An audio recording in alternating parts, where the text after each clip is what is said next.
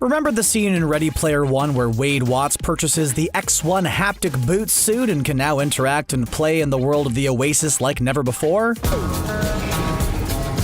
Well, the movie may have been considered science fiction, but it's slowly becoming a reality. Haptic technology has improved leaps and bounds in recent years, including a new VR synthetic skin that will change gaming forever. How does the technology actually work? How will it be implemented with the PS5 and Xbox Series X? And what are some of the hurdles the suit must overcome before we're snatching up an outfit for ourselves? Well, we have all the answers, including a connection to the PSVR 2 rumored for release sometime in 2021. We're living right on the cusp of true virtual gaming. VR headsets allow us to explore virtual worlds like never before, but the key is to take advantage of all 5 senses. We have sight and hearing. Taste and smell are probably a long way away, but one element needed to take VR gaming to the next level: touch. Haptic suit technology allows players to feel vibrations and expand on the suits, but the tech has been clunky and unreliable over the years. Seriously, you shouldn't feel like Randy all bundled up in A Christmas Story just to play a video game. Well, this is where the VR synthetic skin comes in. Thin and lightweight, developers at Northwestern University have created a thin VR skin that they refer to as Epidermal VR. Let's check out some of the highlights. The skin is battery-free, relies on near-field communication tech, and requires no straps or tape to connect to a person. It all sounds too good to be true. Their initial test kits include a small patch of skin and a graphical interface which gives real-time results when connected to human skin. The key to the VR immersion is the small sensors which would go all over your skin. Remember all the scars Killmonger had in Black Panther? Well, this is essentially what the suit will look like. But don't worry, you're not about to become a human DualShock controller that just randomly vibrates with every action. The sensors each work on their own to target specific areas of the body and at different intensity levels. Still in the early stages of development, the technology could advance greatly within the next couple of years, especially as more companies get in on the tech. As the university expands the use of the skin, they plan to add more features, including thermal heating. Imagine playing Minecraft, picking up a lava stone, and feeling the actual heat in your hands. Pretty cool, right?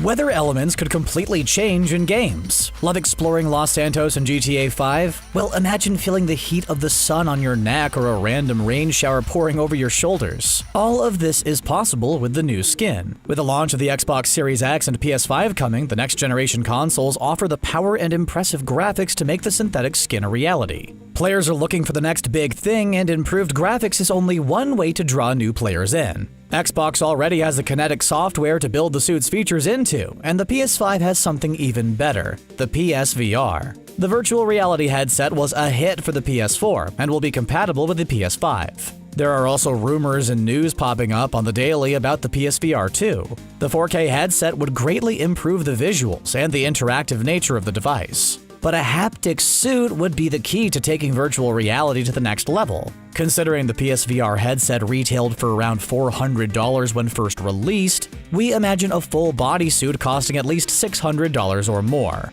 Not a cheap price, especially with an untested market. So as the technology advances, we're at least 2 years away from any type of release or connection with the new consoles. A standalone system would be harder to sell, so connecting with the game console players already have in their home would be the best solution. Players wouldn't have to worry about signing up for new game accounts or having so many separate systems. The Xbox Game Pass and the PlayStation Now service could even tie into a variety of VR games with suit compatibility. In the early stages, players probably don't want to drop $60 to $70 for a game. A collection of sample games could perk interest. And while we have our hopes up for battery-free and lightweight VR skin systems, we don't want to get our hopes up too much. Over the years, we've seen prototypes and actual releases of VR tech that didn't quite deliver on the premise. Nintendo has tried and failed multiple times. Think of the clunky and awkward Power Glove or the massive failure known as the Nintendo Virtual Boy. In more recent years, Disney even jumped into the haptic suit game with a product dubbed the Force Jacket.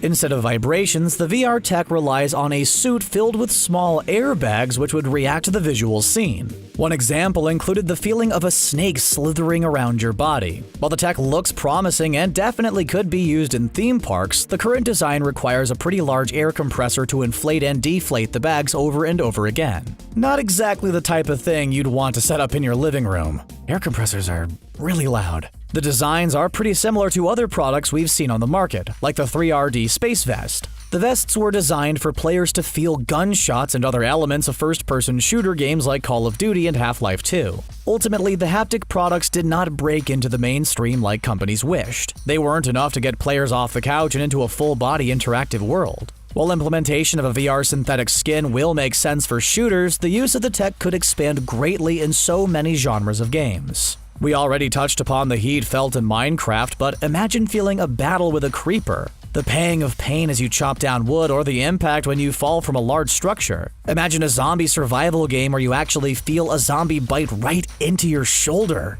A simulation game where you feel ocean waves crash against your skin. As the sensitivity improves in the suit's development, so many aspects of the game will feel more realistic. And then there's a whole genre of sports games. Football jukes, basketball dunks, and baseball bat swings would feel more realistic than ever before. A tackle could be felt in your ribs. A hockey game would feel like a workout on your body. The tech development company Vodafone has already produced a haptic suit known which utilizes electrostimulation. If the suit's features mix with the VR synthetic skin from Northwestern, we could be looking at a device that provides the more realistic head-to-toe virtual experience. Considering the world's focus on social distancing, the synthetic skin could be the ultimate solution for human contact, while remaining not just 6 feet apart, but 6 whole countries apart. Besides the use in gaming, examples of the skin have showcased social media connections and interactions. For example, 2 people who wear the glove versions of the skin could hold hands from miles and miles away, with the sensitivity to feel fingers, palms, and pressure.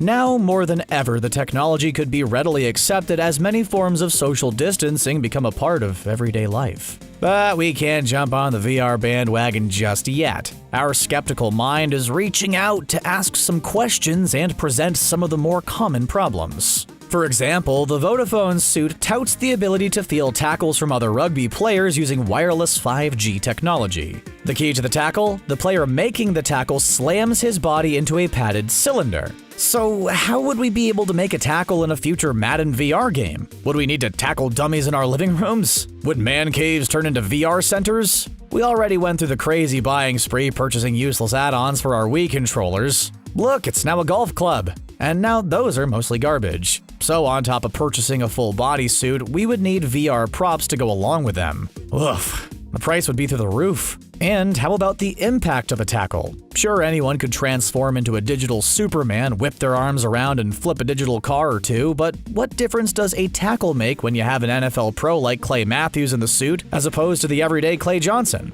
In other words, do we actually need the strength and agility to perform these moves and be good in a game? It's different tapping down on the A button to make Mario do a super jump. How high would Mario actually get if we had to jump in person? The real-life movements could actually lead to some real-life injuries. If you're feeling and reacting to all the elements in the game, it's going to be even harder to avoid obstacles around you. We can already see the VR fail videos now. Safety has to be a major concern as the synthetic skin moves into a testing stage. The whole point is to have lightweight technology. A bulky helmet and knee pads could take away from the experience. The experience also needs to have game companies on board. Do the companies adapt current games or develop all new ones? Games will need to map out the entire human body and create impact points. The tech will show the difference between a sniper shot in Fortnite and getting blasted by a grenade. The body mapping requires a lot of details, multiple sensitivities, and the developers to ensure everything feels accurate. What happens when your game lags or the internet connection slows down? All of a sudden, you're feeling shots in your stomach when you didn't even see the bullets. The whole process could become frustrating and quickly cause players to lose interest. The key for synthetic skin will be moving beyond the gimmick of the idea and creating technology for practical uses. And this is where the success lies. The synthetic skin is not like the Nintendo Virtual Boy. It's not just for playing an all-red graphical version of Super Mario Bros. The skin has use outside of games that will help propel research, software, and global implementation. Let's look at the sports use besides just games like Madden. Players can train without direct contact with other players, reducing concussions but still providing physical feedback. The vibrations help create muscle memories for throws, tackles, leg movements, and footwork. Advancements will help elite players become even more elite, and training year-round could be done virtually from any location. The tech also has the ability to work with anyone who has lost a limb, including soldiers. The tech will provide them with ways to feel again using artificial limbs and expand to everyday use.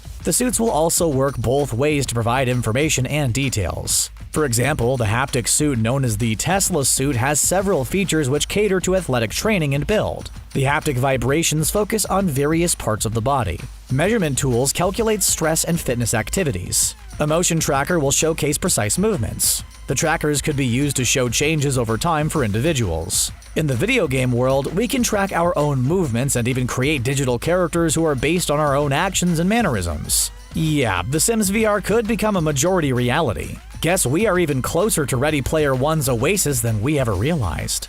We are definitely hyped up for the new VR skin, even though it's likely years away. What game would you want to use the skin the most in? What features are appealing? Or is the skin just too gimmicky and hard to use? Let us know in the comments below. Thanks for watching, and don't forget to subscribe to The Gamer for more great content.